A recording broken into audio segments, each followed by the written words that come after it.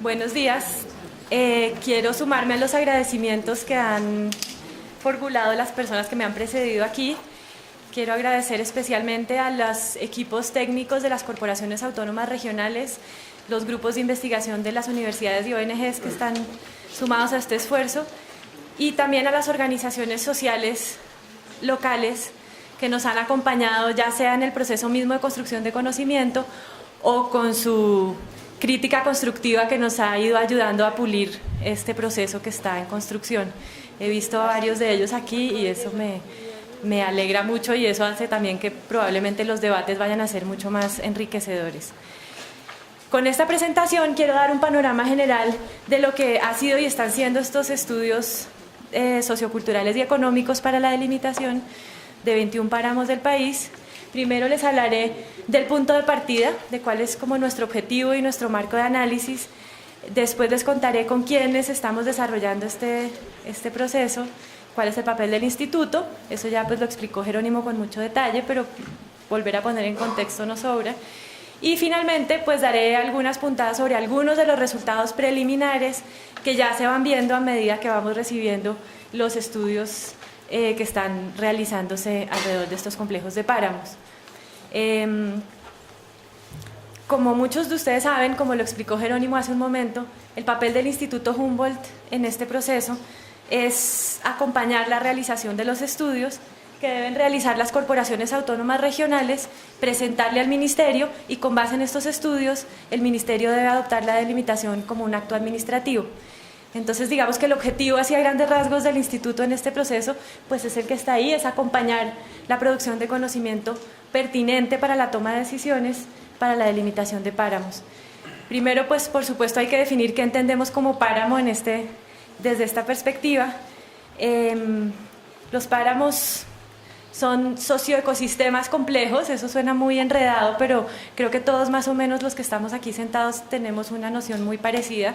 Es decir, los páramos están compuestos tanto por elementos y dinámicas biofísicas como por elementos y dinámicas sociales, y estas se dan en diferentes escalas temporales y espaciales. Eso quiere decir que no se puede entender el páramo solamente como lo que vemos hoy en día, como un retrato del presente, sino que es el resultado de un proceso de interacción entre la sociedad y la naturaleza, y es importante tener esto en cuenta. Y no se pueden entender solamente del límite hacia adentro, sino que hacen parte de un contexto geográfico que va más allá de lo regional, de lo nacional, y abarca pues lo internacional. En ese sentido, entonces partimos también, digamos, del principio de que para poder gestionar un ecosistema es importante conocer con el mismo rigor y con el mismo juicio con el que tradicionalmente se entienden los componentes biofísicos de los ecosistemas en el contexto de la conservación. Es importante hacer estudios con la misma seriedad, el mismo juicio y el mismo rigor de las dimensiones sociales de estos ecosistemas, porque pensamos que de este tipo de estudios esperamos que de este tipo de estudios es de donde deben salir recomendaciones más directas para los tomadores de decisiones y formuladores de política. Bueno, ¿y qué significa entonces conocimiento pertinente en este objetivo? Creemos que, y en esto digamos que hemos dedicado bastante tiempo a pensar qué quiere decir generar conocimiento pertinente, porque no es lo mismo hacer investigación exclusivamente desde la academia que pensar en que tenemos que informarle a tomadores de decisiones que están enfrentando situaciones complejas de forma inmediata y de forma urgente. Con tomadores de decisiones aquí es importante aclarar que tenemos en mente, por supuesto, a las autoridades ambientales, al Ministerio de Ambiente, que es nuestro interlocutor permanente, a las corporaciones autónomas regionales, pero también a las autoridades tradicionales, a las organizaciones sociales, a las organizaciones productivas, que son las que con frecuencia son los verdaderos tomadores de decisiones en el territorio. Entonces esperamos que estos estudios arrojen respuestas que sean útiles para todos estos actores.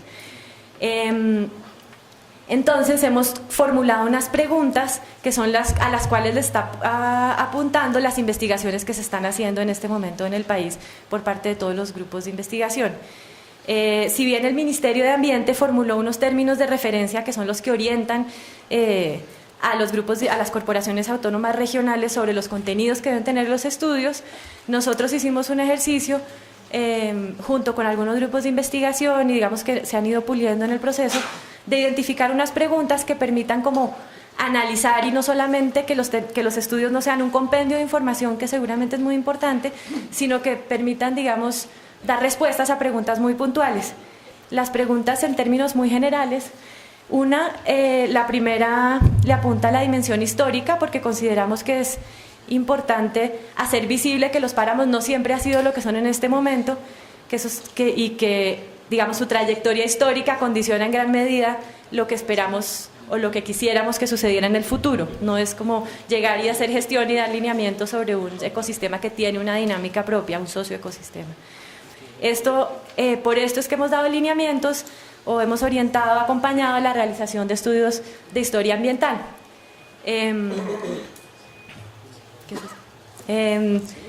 En segundo lugar, pensamos que es muy importante para los tomadores de decisiones saber a quiénes hay que tener en cuenta en el territorio para hacer acuerdos de manejo.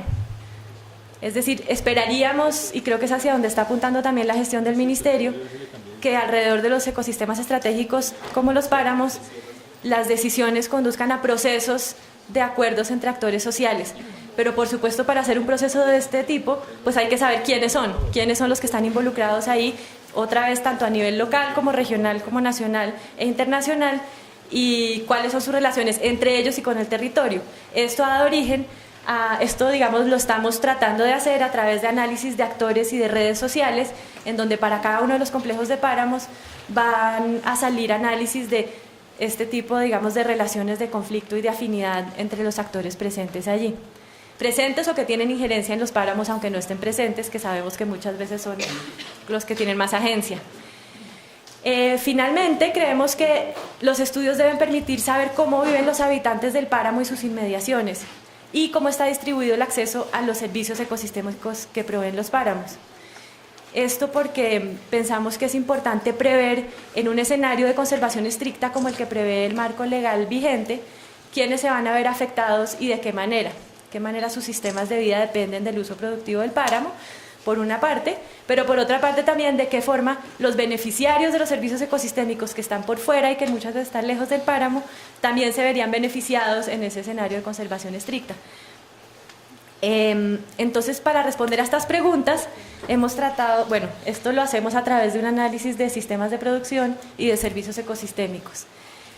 Esto ha tenido, digamos, un desarrollo metodológico que es el objeto de trabajo del taller del día de mañana. Lo que vamos a hacer mañana es que los grupos de investigación y los equipos de trabajo de corporaciones autónomas regionales nos vamos a reunir para revisar esos lineamientos metodológicos que hemos ido entregando, a ver en qué medida han sido útiles, pertinentes o de qué forma hay otros lineamientos, otras orientaciones metodológicas que ellos hayan usado y que hayan sido más útiles, porque una de las cosas que esperamos dejar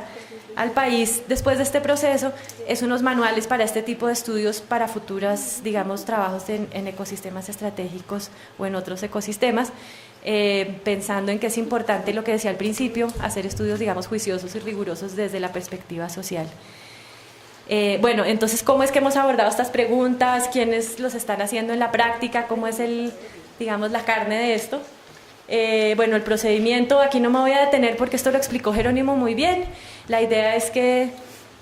el Instituto Humboldt coordina la realización de estudios en este momento de 21 complejos de páramos que están priorizados en el marco del proyecto Fondo de Adaptación, y como parte de su acompañamiento a las corporaciones autónomas regionales, lo que ha hecho es vincular institutos, grupos de investigación de universidades, ONGs y corporaciones autónomas para construir conjuntamente estos estudios. Y esto será entregado al Ministerio de Ambiente, pero yo creo que esas flechas deberían tener doble sentido, porque también con el Ministerio de Ambiente, digamos que no es como un flujo de información, sino que con el Ministerio y con las autoridades ambientales, pues estamos en un trabajo conjunto de comprensión de las preguntas y de las respuestas que van saliendo. Los grupos, digamos, esto ha ido creciendo como estaba previsto desde el inicio en el proyecto, y en este momento hay 13 grupos de investigación vinculados al proceso. Los diferentes colores de los complejos de páramos quieren hacer ver que no todo el mundo está en el mismo estado de avance. Hay gente que ya está entregando resultados finales, hay gente que está hasta ahora empezando a formular sus propuesta metodológica, pero pues estos son casi todos. Tenemos la suerte de tener representantes de todos estos grupos de investigación en este evento. Es la primera vez que nos vemos las caras y todos y nos damos cuenta de las dimensiones de este bus en el que estamos subidos. Estas son las corporaciones autónomas regionales con las cuales también estamos trabajando con grupos de trabajo técnicos al interior de las corporaciones. Entonces, parte del trabajo, si bien el objetivo es generar conocimiento pertinente, gran parte del trabajo también ha ido orientado a establecer estas redes de trabajo interinstitucional, que todos los que aquí están yo creo que darán fe que es una tarea, uno de los retos que sigue en construcción, y es establecer esos diálogos entre equipos técnicos de corporaciones y grupos de investigación más provenientes de la academia, y digamos hacer que eso se dialogue y genere digamos unos resultados legibles para los tomadores de decisiones. Estamos en este momento, hay en total 23 corporaciones autónomas regionales y autoridades ambientales. Parques Nacionales también hace parte de este proceso en algunos de los complejos de páramos de manera formal, y en los otros pues han prestado un apoyo muy importante en diferentes momentos del proceso. Bueno, ¿y qué resultados ha ido dando a medida que vamos leyendo y encontrando y hablando con los investigadores? Hemos ido viendo que hay algunas cosas en común. Si bien no se trata de, digamos, dar la fórmula de solución de los conflictos ecológicos alrededor de los páramos, sí creo que hay unos lineamientos que son comunes a varios de los estudios. Unos tienen que ver con el páramo más allá del páramo, que es un término del proyecto Páramos y Sistemas de Vida, que hace referencia a que efectivamente no es posible pensar en la gestión de los páramos solamente mirando la línea o de la línea hacia adentro y hacia afuera. Los estudios de historia ambiental hacen visible que la llamada ocupación del páramo es realmente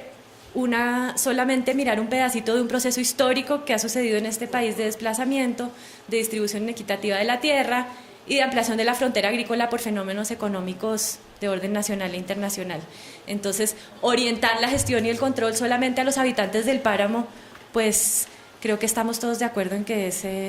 relativamente pues bastante miope y no probablemente lo que conduzca a procesos más bien perversos. En este escenario es importante no perder de vista que hay unos actores globales que están tomando decisiones y que su accionar influye directamente sobre lo que pasa en el territorio, y estos actores internacionales están tanto en el lado extractivista, las multinacionales mineras, etcétera, pero también hay intereses internacionales en la conservación y también hay actores importantes internacionales en ese contexto. Y finalmente, uno que creo que es clave y que bueno, también se va a debatir específicamente en uno de los paneles del día de hoy, es que la responsabilidad de la conservación del agua no está exclusivamente ni mucho menos en los habitantes del páramo, sino que es un problema de cuenca y es un problema también y en gran medida de los usuarios del agua y de los habitantes de toda la cuenca. Entonces la gestión, pues uno esperaría que también se oriente, digamos, a incluir en los procesos a estos otros actores.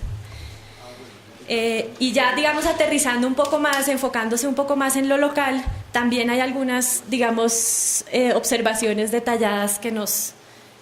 observaciones generales que atraviesan varios páramos.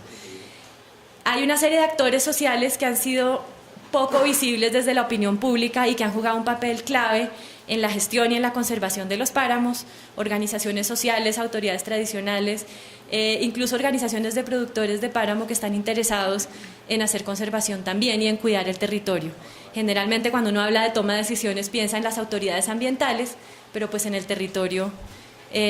la toma de decisiones, como ya dije antes, pues está en manos de otras personas que es importante vincular a los procesos de gobernanza para trabajar con ellos. Otro de los resultados que hemos coincidido incluso con los equipos técnicos de las corporaciones es que hay muchas debilidades en las corporaciones autónomas regionales. Tienen que ver con falta de presencia en el territorio por simplemente falta de personal. Hay 2 personajes que están allá